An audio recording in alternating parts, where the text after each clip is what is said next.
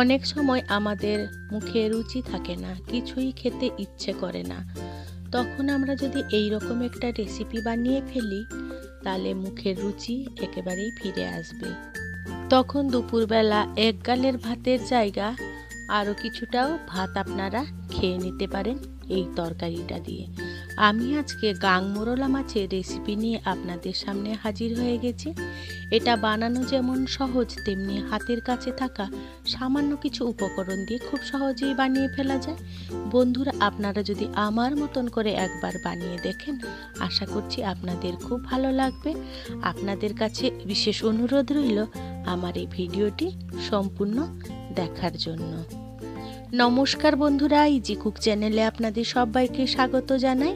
চলুন শুরু করছি। আমি এখানে গাংমোরলা মাছ নিয়ে নিয়েছি প্রায় 300 গ্রামের মতন। প্রথমে আমি মাছটাকে ভালো করে কেটে বেছে পরিষ্কার করে ধুয়ে নিয়েছি। মাছটা অবশ্য আপনাদের পরিমাণ অনুযায়ী আপনারা সেইভাবে নিয়ে নেবেন। মাছটাই কিন্তু আমি ভালো করে জল ঝরিয়ে নিয়েছি। এবারে আমি এখানে দিয়ে দেবো পরিমাণ মতো নুন আর পরিমাণ মতন হলুদ গুঁড়ো। এবারে হাত দিয়ে আমি সমস্ত মাছগুলোকে ভালো করে ম্যারিনেট করে নেব। এই পর্যায়ে কিন্তু আমাদের খুব খেয়াল রেখে করতে হবে। আর এটা যেহেতু গাঙের মাছ, তো এখানে নুন একটু কম দেবেন। এবারে এটা ম্যারিনেট হতে থাক। আমি এদিকে গ্যাসে কড়াই বসিয়ে দিলাম। কড়াইটা বেশ গরম হয়ে গেলে আমি তাতে সর্ষের তেল দিয়ে দেবো। এই রান্নাটা অবশ্য আমি সর্ষের তেলে করব। তেলটা বেশ গরম হয়ে গেলে আমি সামান্য একটু নুন দিয়ে দেবো, যাতে কি না মাছটা কড়াইয়ের গায়ে না লেগে ধরে, তার জন্য। আর এখানে কিন্তু গ্যাসের ফ্লেম আমি কিন্তু হাই রেখেছি।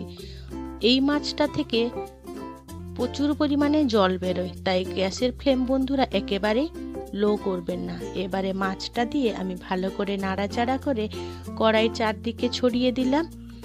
এদিকে আমার মাছটা ভাজা হতে থাক। আমি এই রেসিপিতে দেওয়ার জন্য 2টো লেবু নিয়ে নিয়েছি।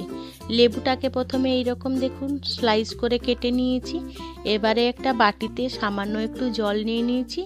জলের উপরে এই সমস্ত লেবুগুলো আমি নিংড়ে রস বার করে নেব।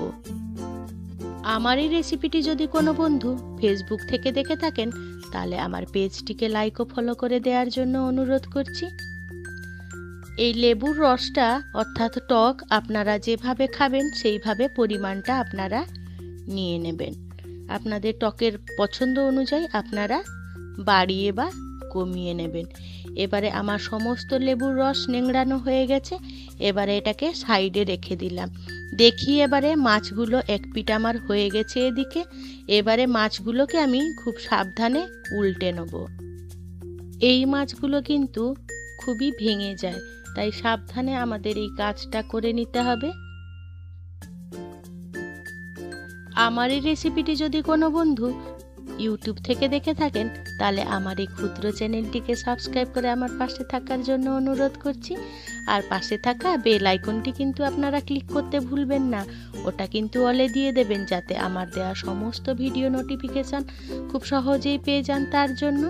এবার দেখুন আমার 2 পিঠ মাছ ভাজা হয়ে গেছে। এবারে মাছগুলোকে আমি সরিয়ে দিলাম। আর মাঝখানে তেলটা বেরিয়ে এলো আমার এক্সট্রা তেল, তাতে আমি ফোড়নে দিয়ে দেবো 1/2 চামচের মতন 5 ফোড়ন আর 2টো শুকনো লঙ্কা। এই ফোড়নটা যখন হয়ে আসবে, তখন আমি সমস্ত মাছগুলোকে আবারও ফোড়নের সাথে একটু মিশিয়ে নেব।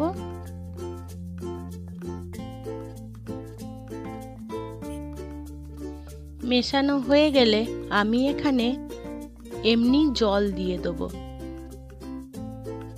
কম করেই জল দেবো, 1/2 কাপেরও আমি কম জল দিয়ে দিয়েছি। এবারে পরিমাণ মতন হলুদ গুঁড়ো দিয়ে দিলাম আর স্বাদ মতো নুন দিয়ে দিলাম। নুন আর হলুদটাকে মাছটার সাথে ভালো করে খুন্তি দিয়ে মিশিয়ে নেব। মাছটা দেখুন ফুটে উঠলে এইরকম আমি এখানে দিয়ে দেবো 1 চামচের মতন সর্ষে বাটা। আমি এটা সাদা সর্ষে আর কালো সর্ষে দুটো মিশিয়ে আগে বেটে রেখেছিলাম, তো সেই বাটাটা আমি দিয়ে দিলাম। এবারে সর্ষে বাটাটা দিয়ে আমি আবারও নাড়াচাড়া করে মিশিয়ে মাছটাকে ভালো করে ফুটতে দেবো। আর এখানে আমি দিয়ে দিলাম 2টো লঙ্কা, কাঁচা লঙ্কা আর একটা পাকা লঙ্কা দিয়ে দিলাম। দিয়ে আবারও একটু হলুদ গুঁড়ো দিয়ে দিলাম, আমার হলুদটা একটু কম হয়েছিল তাই জন্য। এবারে মাছটা সেদ্ধ হয়ে গেলে আমি এখানে ওই যে লেবুর রসটা করে রেখেছিলাম, লেবুর রসটা দিয়ে দিলাম। একদমই মাছটা সেদ্ধ হওয়ার পরে বন্ধুরা এই লেবুর রসটা দেবেন। দিয়ে 1 মিনিট মতন ফুটিয়ে এখানে গ্যাসের ফ্লেমটা আমাদের অফ করে দিতে হবে। লেবুর রসটা দিয়ে বন্ধুরা একেবারেই বেশি পরিমাণে ফোটাবেন না, তাহলে লেবুটা তেতো লাগবে। এবারে দেখুন আমি গ্যাসের ফ্লেম অফ করে দিয়েছিলাম। স্ট্যান্ডিং টাইমের পর আমি দেখাচ্ছি, দেখুন আমার কত সুন্দর হয়েছে। এবারে আমি এটাকে একটা বাটিতে পরিবেশন করে নিচ্ছি। এই রকম রেসিপিটি যদি আপনারা দুপুরবেলা বানিয়ে ফেলেন তাহলে আমাদের রুচিও ফিরে আসে আর মুখের স্বাদটাও খুব ভালো লাগে। একদম দুপুরবেলা গরম গরম ভাতের সাথে একদমই জমে যাবে। দেখুন কত সুন্দর হয়েছে। এই লেবুর টকের রেসিপিটা কিন্তু বড় থেকে ছোট সবারই খুব ভালো লাগবে। আপনাদের কাছে অনুরোধ রইল, আপনারা অবশ্যই এই রেসিপিটি একবার না একবার অবশ্যই ট্রাই করবেন। বন্ধুরা আজকে যদি আমার এই রেসিপিটি আপনাদের ভালো লেগে থাকে তাহলে ছোট্ট একটা লাইক করে দেবেন। আপনাদের এই ছোট্ট ছোট্ট লাইক আমাকে অনেক ইন্সপায়ার করে নিত্য নতুন রেসিপি বানানোর জন্য। আর যদি খুব বেশি ভালো লেগে থাকে বন্ধু বান্ধব কিংবা প্রিয়জনদের সাথে শেয়ার করতে একেবারেই ভুলবেন না, তাদেরও দেখার সুযোগ করে দেবেন। আপনাদেরকে অসংখ্য অসংখ্য ধন্যবাদ আপনাদের মহামূল্যবান সময় দিয়ে আমার এই রেসিপিটি সম্পূর্ণ দেখার জন্য। আপনারা ভালো থাকবেন, সুস্থ থাকবেন। দেখা হবে পরের কোনো